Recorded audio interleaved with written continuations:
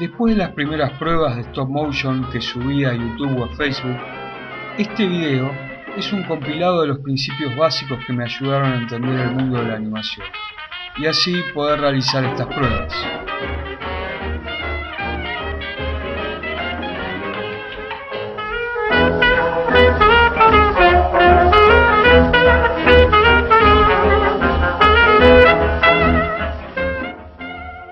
Antes, podemos empezar por ver algunos conceptos básicos de stop motion.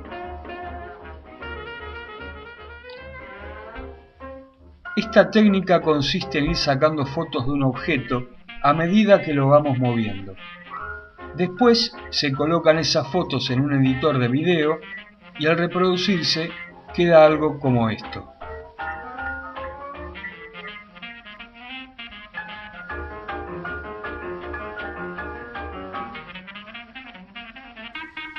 Mejor definido por Wikipedia, el stop motion es una técnica de animación que consiste en aparentar el movimiento de objetos estáticos por medio de una serie de imágenes fijas sucesivas.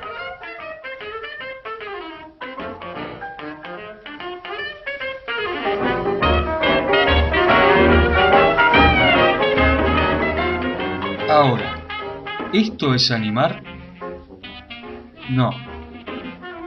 Mover no es animar. Si no, no habría diferencia entre esto y esto.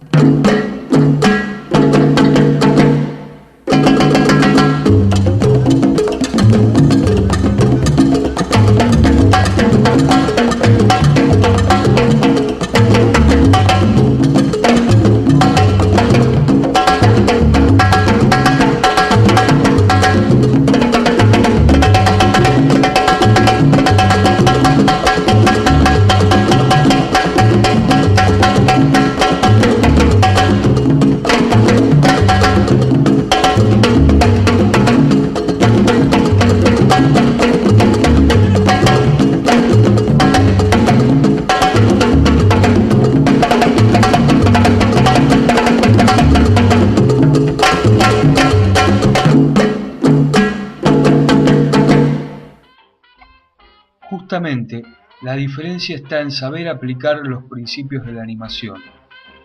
A estos principios yo los dividí en dos grandes grupos. Los primeros están relacionados con las leyes físicas. Ya cuando hablamos de cine o de animación, hablamos de imágenes en movimiento, y los movimientos se rigen por leyes o conceptos utilizados en la física, como tiempo, espacio, gravedad, inercia y peso. Todos estos conceptos y leyes se aplican en la práctica por medio de principios básicos de la animación. El timing es uno de los más importantes, y es el tiempo que nos lleva a realizar una acción en el espacio. Ese tiempo lo vamos a determinar con la cantidad de fotos que saquemos para mover un objeto de un punto a otro. Supongamos que quiero hacer mover un brazo desde este punto hasta este otro punto. Esa es la distancia que tengo.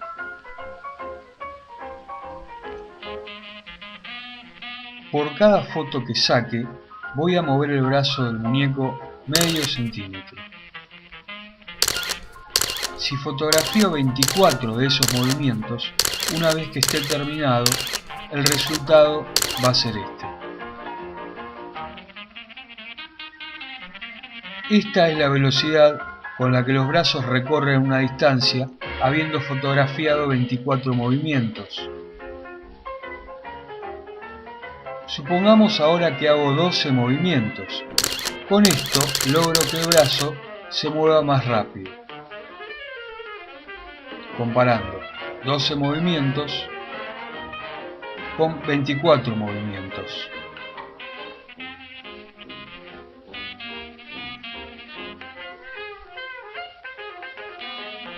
Para notar la diferencia, hacemos 6 movimientos. El resultado es un movimiento todavía más rápido.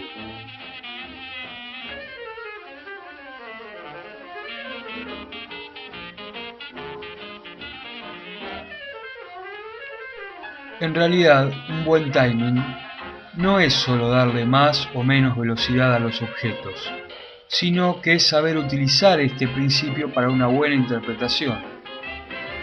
Un giro lento de la cabeza puede ser usado para mostrar que el personaje está mirando hacia ambos lados. Con uno más rápido tenemos que está negando, y otro mucho más rápido puede usarse para exagerar la rotación de la cabeza.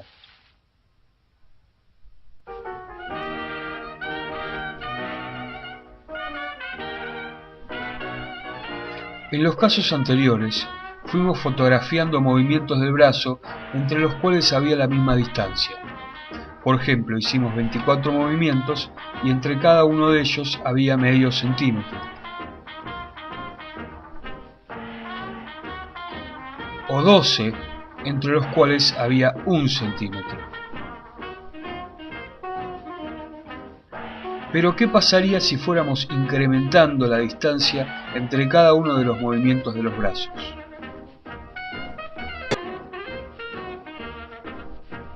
El resultado sería un movimiento acelerado.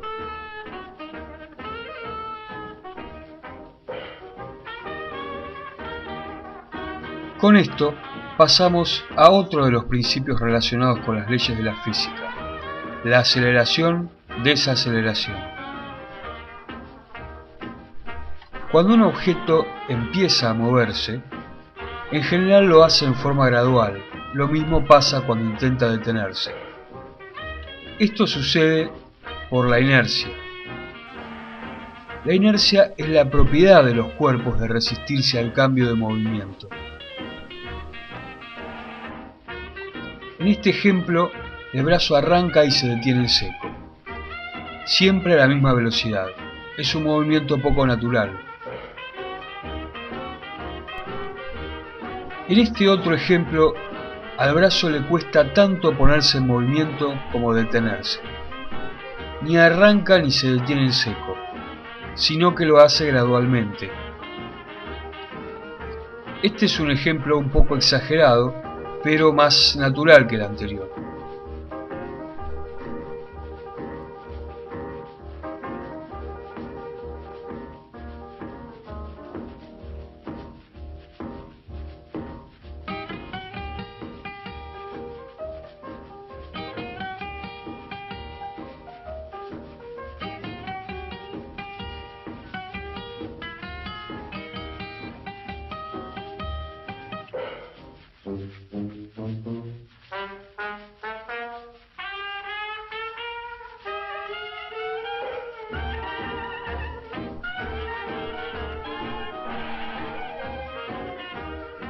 También es muy útil, por ejemplo, para utilizarlo en movimientos delicados o refinados.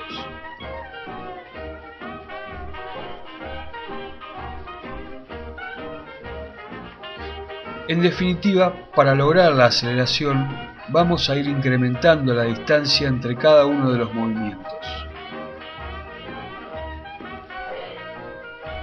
Por el contrario, para lograr una desaceleración, vamos disminuyendo gradualmente la distancia entre cada uno de esos movimientos.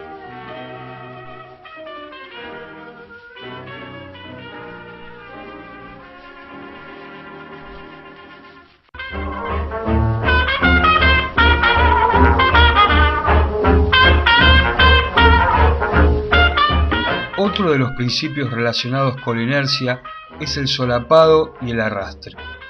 En resumen, este principio apunta a que no todas las partes de un cuerpo articulado se mueven al mismo tiempo.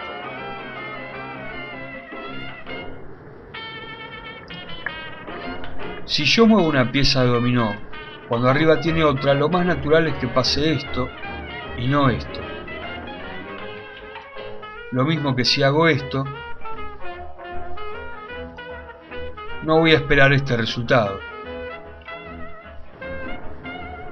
Las partes de un cuerpo articulado no se mueven todas al mismo tiempo, o por lo menos no de la misma manera.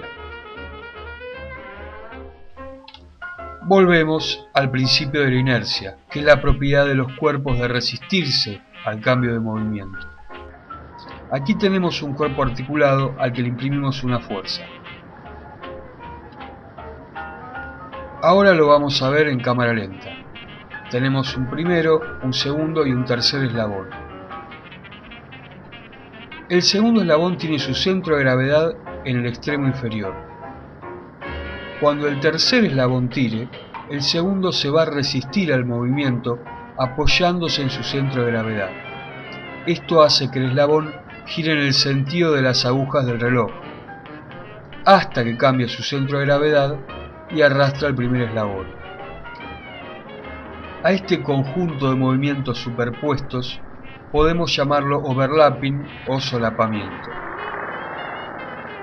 Ahora, por la inercia, un cuerpo no solo va a resistirse a moverse, sino que una vez que esté en movimiento, se va a resistir a dejar de moverse. El tercer eslabón se detuvo, pero el segundo y el primero siguen en movimiento, por la fuerza que les imprimió el tercero. A esto lo llamamos follow through o arrastre. Supongamos que queremos representar el meneo de la cola de un gato. Este movimiento se ve demasiado mecánico, pero si le aplicamos los principios de solapamiento y arrastre, vamos a tener un movimiento más natural.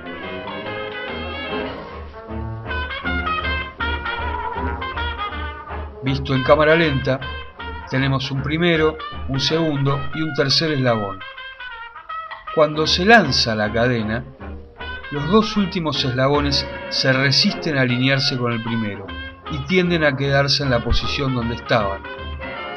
Hasta que cambia el centro de gravedad, se alinean con el primero e incluso siguen de largo cuando éste ya se detuvo. Después el proceso vuelve a repetirse.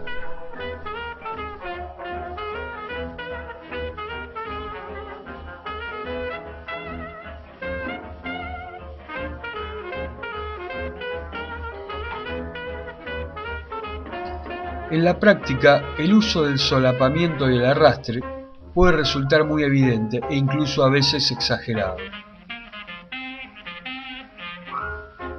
O también puede usarse para movimientos muy sutiles, como la resistencia de los brazos ante el movimiento brusco del torso, y otros casos donde no son tan evidentes, pero si faltaran la animación se vería menos natural.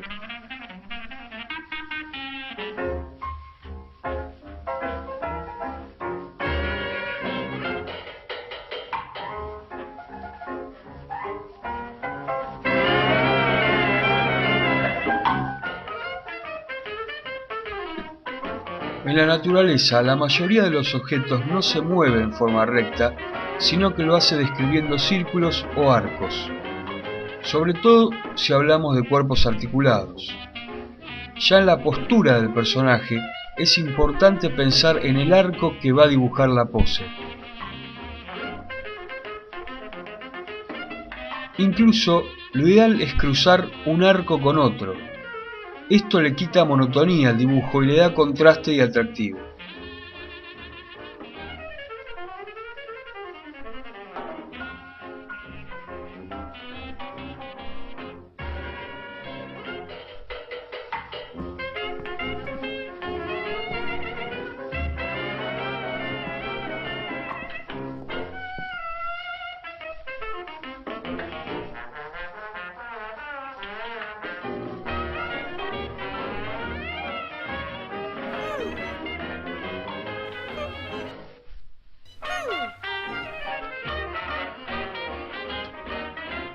Cuando animemos al personaje también vamos a tener en cuenta sus movimientos circulares, que le aportan fluidez y naturalidad.